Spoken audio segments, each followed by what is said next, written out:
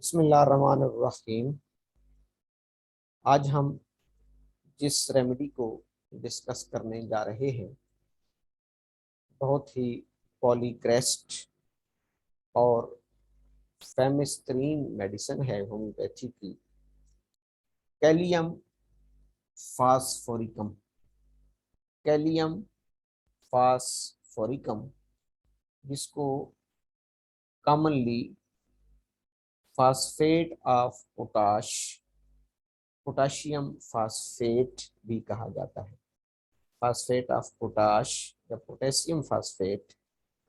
Source इसकी mineral है। अब मिनरल में बहुत सारे ग्रुप्स होते हैं, जैसे कुछ हमारी मेडिसिन एसिड ग्रुप से बनती हैं, कुछ अल्कली से बनती हैं, कुछ मेटल से बनती हैं, कुछ नॉन मेटल से बनती हैं। ये एक साल्ट है। साल्ट एक पॉजिटिव आयन और एक negative ion. Potassium positive ion, phosphate negative ion. और इस साल्ट का जो केमिकल फार्मूला है K2HPO4। K2HPO4, दो पोटेशियम, एक हाइड्रोजन, एक फास्फोरस और 4 ऑक्सीजन, ये आपस में मिलकर कंबाइन होकर ये एक साल्ट बनाते हैं, जिसको हम कैलियम फास्फोरिकम या फास्फेट ऑफ पोटाश कहते हैं। Phosphate of potash, mineral kingdom salt. इसको as a tissue remedy, as we know that there are 12 tissue salts which were proved by Dr. Soshder, तो इसको भी as a tissue salt doctor Schuessler ने prove किया है, और फिर HC Elon की सरबराही में कुछ दूसरे डॉक्टर्स वर्कर्स ने इसको रीप्रूव किया है।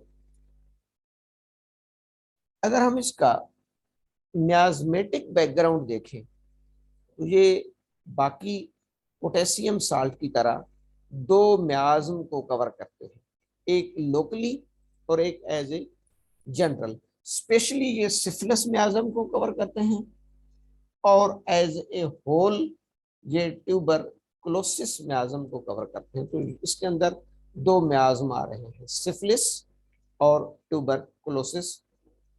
अगर हम इसका थर्मल टेम्परामेंट देखें, थर्मल रिएक्शन देखें, तो थर्मल रिएक्शन इसका चिल है, वो सॉरी हॉट है। हॉट यानी ये हॉट थर्मल रिएक्शन की मेडिसिन है। हार्ट मेडिसिन में इसका शुमार होता है as a general, as a whole. लेकिन बॉडी के कुछ ऑर्गन्स में स्पेसिफिकली ये चिल थर्मल रिएक्शन को भी रिस्पॉन्ड करती है, चिल को। एज ए जनरल ये वैसे इसको हम क्या कहेंगे, हॉट रेमेडी। ये इसका मुख्तसर इंट्रोडक्शन है। Kalium phosphoricum, phosphate of potash, mineral kingdom, salt group, K2HPO4 formula, doctor Schuessler, doctor Allen इसके prover, syphilis tuberculosis miasm, heart thermal reaction. Doctor साहबान, इस रेमेडी को होम्योपैथिक में बहुत ज्यादा इस्तेमाल कराया जाता है आसाबी कमजोरी में, जिसको हम नर्वस डिबिलिटी कहते हैं। आसाबी कमजोरी में आसाब के मुतल्लिका। तो ये बात याद रखने वाली है कि central nervous system, peripheral nervous system में जहां भी नर्व्स और न्यूरॉन्स का इशू आएगा, वहां पर हम कालीफास को स्टडी करेंगे, कंसिडर करेंगे। जहां पर भी नर्व्स और न्यूरॉन्स की डिजीजेस, एलिमेंट्स, सिम्टम्स हमारे पास आएंगी। दो लफ्ज इसमें बड़े अहम हैं जो डॉक्टर बोरेक ने भी अपने मटीरियल मेडिका में लिखे हैं। एक cerebral anaemia, cerebral anaemia. Anaemia तो हमने बहुत सुना है, डेफिशिएंसी ऑफ ब्लड। लेकिन इसमें स्पेशली ये सिर्फ इस मेडिसिन में लिखा हुआ है सेरिब्रल एनीमिया, दिमाग की कमजोरी, दिमाग का एनीमिया, दिमाग को खून की डेफिशिएंसी, सेरेब्रल एनीमिया, ब्रेन का जो अहम पार्ट है सेरिब्रम, उसमें एनीमिक कंडीशन सिर्फ इस मेडिसिन में पाई जाती है। इसलिए इसको हम हमेशा आसाब के मसाइल में प्रिस्क्राइब करते हैं। दूसरा लफ्ज है न्यूरेस्थीनिया।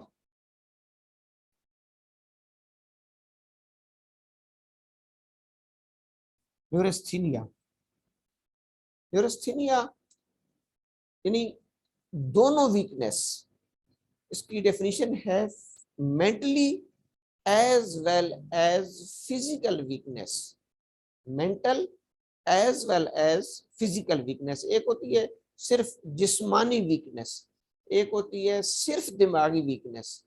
इस मेडिसिन में न्यूरोस्थीनिया का मतलब यह है कि पेशेंट दिमागी और जिस्मानी दोनों तौर पर अपने आप को लागर कमजोर महसूस करेगा, ज़हनी तौर पर भी यानी मेंटली भी और फिजिकली भी। उसको मेंटली प्रोस्ट्रेशन भी होगी, थकावट, और फिजिकल टायर्डनेस भी होगी, ज़हनी थकावट भी होगी और जिस्मानी थकावट भी होगी। इसके बाद इसलिए इसकी कीनोट सिम्टम में एक लाइन लिखी जाती है जो तमाम मटीरियल मेडिका में तमाम राइटर्स ने लिखी है कि इसके बाद इन काजेस पर, इन पैथोलॉजिकल कंडीशंस पर जो मेन सिम्टम आती है वो आती है पेशेंट को स्लाइटेस्ट लेबर, स्लाइटेस्ट लेबर यानी मामूली काम, छोटी सी छोटी फटीग, छोटे से छोटा काम, slightest labour, seems heavy task, slightest labour seems heavy task. मरीज को छोटी सी छोटी मुशक्कत, छोटे से छोटा काम बहुत बड़ा टास्क नजर आ रहा होता है।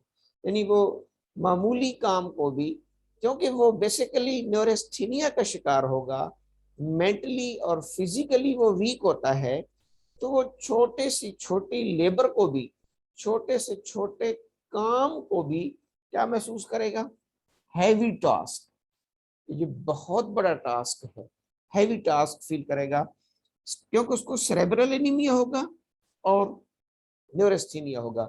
ये इसकी पहली की नोट। दूसरी की नोट और ज्यादा इंपॉर्टेंट है, वो है golden yellow discharges, golden yellow discharges. अच्छा, ये लफ्ज गोल्डन इस रेमेडी में है, येलो तो हमें बहुत मिलते हैं। अभी पिछले दिनों हमने पोटेशियम सल्फेट को एक्सप्लेन किया है, काली सल्फ को। उसमें टोटल मैंने कहा था कि डॉक्टर गोरख ने भी 8-9 मरतबा लफ्ज येलो लिखा है। तमाम सेक्रीशंस काली सल्फ की येलो होती है। इसमें गोल्डन येलो का लफ्ज याद रखने वाला है। गोल्डन का लफ्ज सिर्फ कैलियम फास्फोरिकम में है, इसी से हमें ये याद रहती है कि ये गोल्डन रेमेडी है। याद रखने वाली साइन और सिम्टम्स, एक ये छोटे से छोटा काम बहुत बड़ा टास्क नजर आएगा, और सेक्रीशंस कैसी होंगी? Golden yellow, golden yellow secretions. लफ्ज गोल्डन को हमने यहाँ पे याद रखना है, और that's why it is called a golden remedy. अब मैं इसकी मुख्तसर पैथोफिजियोलॉजी को एक्सप्लेन करने की कोशिश करूंगा। हम इसको आसाब में, न्यूरॉन्स में, ब्रेन फैग में क्यों प्रिस्क्राइब करते हैं? जिस डॉक्टर से भी आप पूछेंगे, दिमागी कमजोरी, सर में चक्कर आते हैं, भूल जाती है, लॉस ऑफ मेमोरी, वो हमेशा पहली चॉइस उसकी पोटेशियम फास्फेट यानी काली फास होती है। तो आया इसका फिजियोलॉजिकल एक्शन क्या है, इसका साइंटिफिक रिलेशन क्या है ब्रेन के साथ, ताकि उसके बाद हमें ये मेडिसिन याद रह जाए।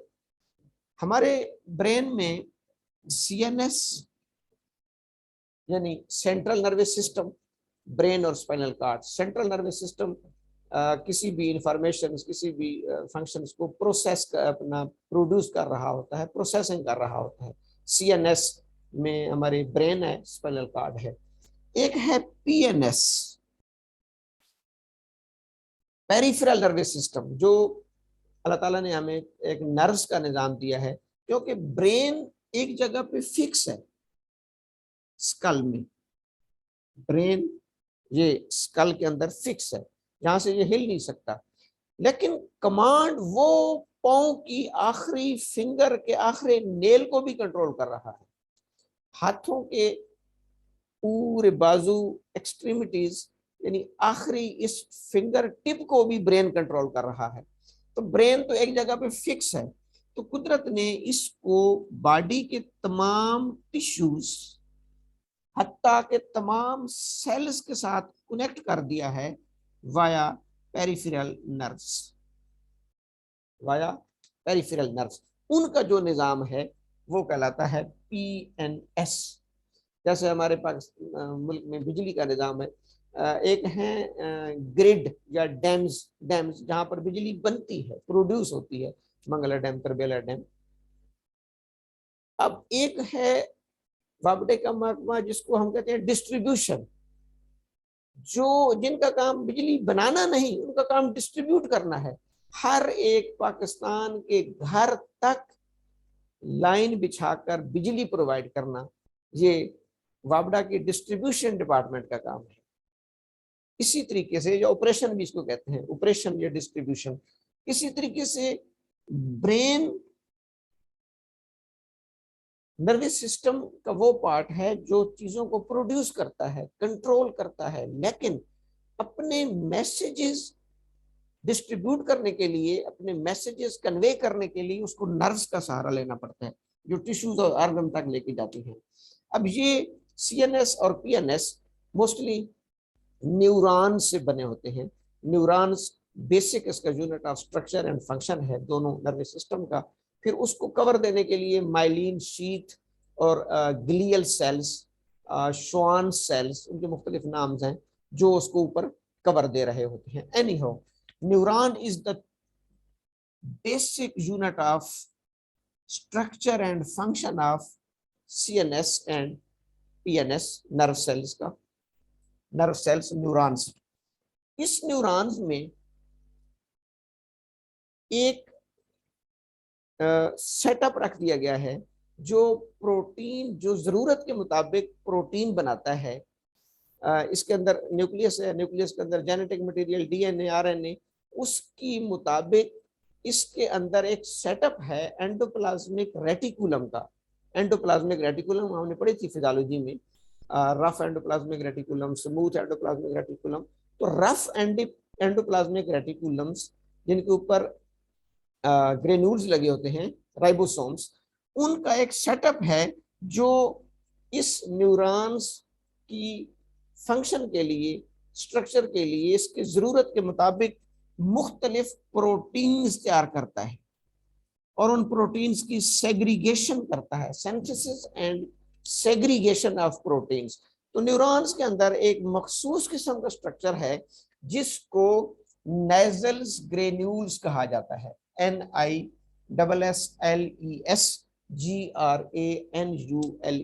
नेजल्स ग्रेन्यूल्स स्ट्रक्चर का नाम है। नेजल्स बेसिकली जर्मनी के एक नैरोपैथोलॉजिस्ट या न्यूरोलॉजिस्ट समझ लें, जो कि हेड ऑफ न्यूरोलॉजी डिपार्टमेंट था, उसने सबसे पहले न्यूरॉन्स में इस स्ट्रक्चर को आइडेंटिफाई किया, जिसको हम कहते हैं नेजल्स ग्रेन्यूल्स। ये एंडोप्लाज्मिक, रफ एंडोप्लाज्मिक रेटिकुलम पर मुश्तमिल एक सेटअप है, एक स्ट्रक्चर है, जो न्यूरॉन्स की जरूरत के मुताबिक प्रोटीन सिंथेसिस करता है, जिससे फिर वो न्यूरॉन्स अपना प्रॉपर फंक्शन कर रहे होते हैं। ये नेजल्स ग्रेन्यूल्स मुख्तलिफ फिजियोलॉजिकल और पैथोलॉजिकल कंडीशंस में डीजेनरेट हो जाते हैं, डीजेनरेट हो जाते हैं, डैमेज हो जाते हैं, डिसअपियर हो जाते हैं। बुक ने 3 लफ्ज लिखे हैं कि they may be disappear, they may be degenerate, they may be damaged. मुख्तलिफ, अच्छा जरूरी नहीं कि पैथोलॉजिकल कंडीशन हो, जैसे स्ट्रेस है, थकावट है, फटीग है, जिससे हम थक जाते हैं, उसमें ये nasals granules nasals granules disappear हो जाते हैं, गायब हो जाते हैं न्यूरॉन्स के अंदर, साइटोप्लाज्म में, साइटोसोल में। उनको, वेरी वेरी इंपॉर्टेंट पॉइंट, और यही मेरा मकसद था, उन नेजल्स ग्रेन्यूल्स को दोबारा रीजनरेट कराने में मेन किरदार पोटाशियम फास्फेट का है, या रीजनरेट कराने में जो सबसे ज्यादा हेल्प आउट कर रही होती है वो potassium phosphate, which is the constituent of nasals granules. क्योंकि ये काली फास इस नेजल्स ग्रेन्यूल्स का कंस्टिट्यूएंट है और इसको रेस्टिंग हालत में रिफ्रेश करता है।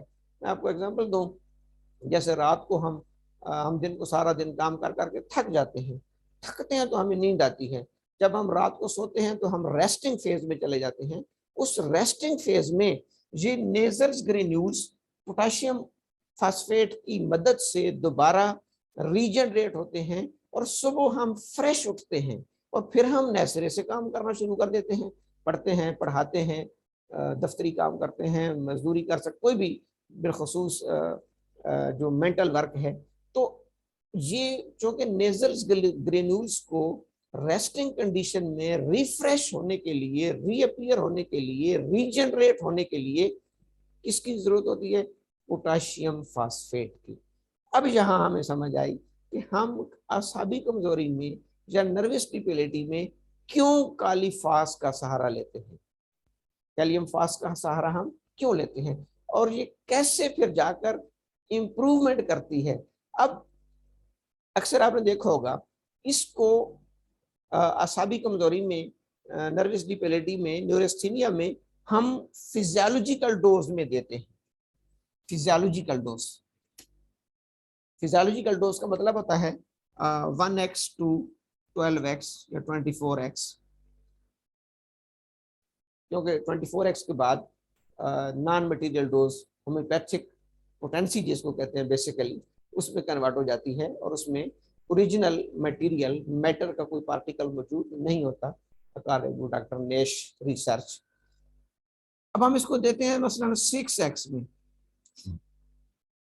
तो 6x में एक्चुअली हम होम्योपैथी में ये खूबसूरती है कि अगर हम क्रूड में पोटेशियम फास्फेट बॉडी में दाखिल करें तो मे भी पॉसिबल, उसके और भी तो साइड इफेक्ट हैं। क्रूड फार्म में अगर आप ओवरलोड टेबल साल्ट को भी ओवरलोड कर दें, हालांकि हम सुबह शाम चीज़ों में डाल के खाते हैं नेट्रम में, और लेकिन अगर वो भी बॉडी में ओवरलोड हो जाए तो आपको पता है, और नहीं तो ब्लड प्रेशर तो रेज हो जाएगा क्योंकि वो वाटर बाइंडिंग कैपेसिटी बढ़ जाएगी। इसको ओवरलोड भी हम नहीं कर सकते, क्योंकि अगर ये ओवरलोड होगा तो हाइपरकैलमिया, ब्लड में कैल्शियम का बढ़ जाना, हाइपरकैलमिया, आपको पता है कि हार्ट मसल्स के लिए नुकसानदेह है, बाकी मसल्स के लिए नुकसानदेह है, क्योंकि हार्ट जो बीट है वो सोडियम पोटेशियम एन चैनल्स के थ्रू हो रही होती है। तो उसको इसको सेफ अप्लाई करने के लिए हमें हनीमैन ने बेहतरीन साइंस दी है कि आप इसको डाइल्यूट कर लें 10 टाइम, 100 टाइम यानी 2x, 1000 टाइम यानी 3x, एक और जीरो लग जाएगा 4x, 5x, 6x। हम जब इसको 6x में देते हैं तो एक्चुअली इसके अंदर पोटेशियम और फास्फेट, फास्फोरस भी होती है, लेकिन वेरी वेरी मिनिमम डोज, और यही होम्योपैथी की बेसिक प्रिंसिपल है, similar medicine with minimum dose. लेकिन हम बॉडी के अंदर पोटेशियम फास्फेट को इंट्रोड्यूस कराना चाहते हैं, भेजना चाहते हैं, ताकि वो न्यूरॉन्स में पहुंचकर नेजल्स ग्रेन्यूल्स की रीजनरेशन करे और न्यूरॉन्स अपना फंक्शन एफिशिएंटली कर सके, परफेक्टली कर सके। अब ये होता है ना कि काली फास का पेशेंट, मटीरियल मेडिकल लिखा है कि वो सोने के बाद भी फ्रेश नहीं उठता, सोने के बाद भी वो फ्रेश नहीं उठता। क्यों? अगर उसके न्यूरॉन्स में ये नेजल्स ग्रेन्यूल्स रीजनरेट नहीं हो रहे तो उसको सबसे ज्यादा प्रॉब्लम प्रोटीन सिंथेसिस में आएगा, उसका तमाम मेटाबॉलिज्म न्यूरॉन्स का डिस्टर्ब रहेगा। तो हम इसको फिजियोलॉजिकल डोज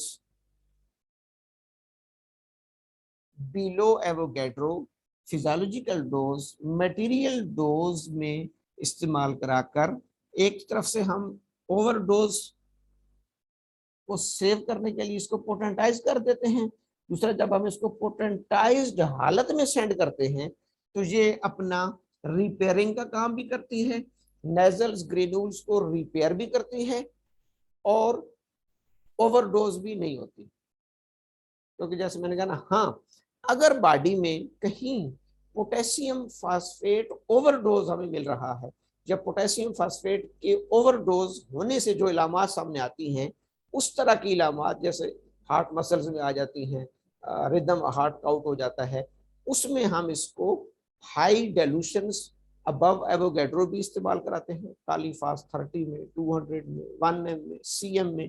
ओवरऑल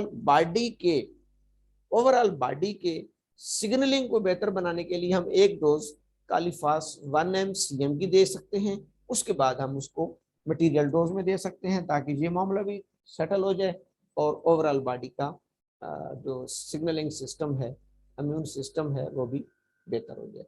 ये इसकी मुख्तसर फिजियोलॉजिकल एक्शन था। उम्मीद है कि इंशाल्लाह आपको समझ आ गया होगा। Thank you. वस्सलाम।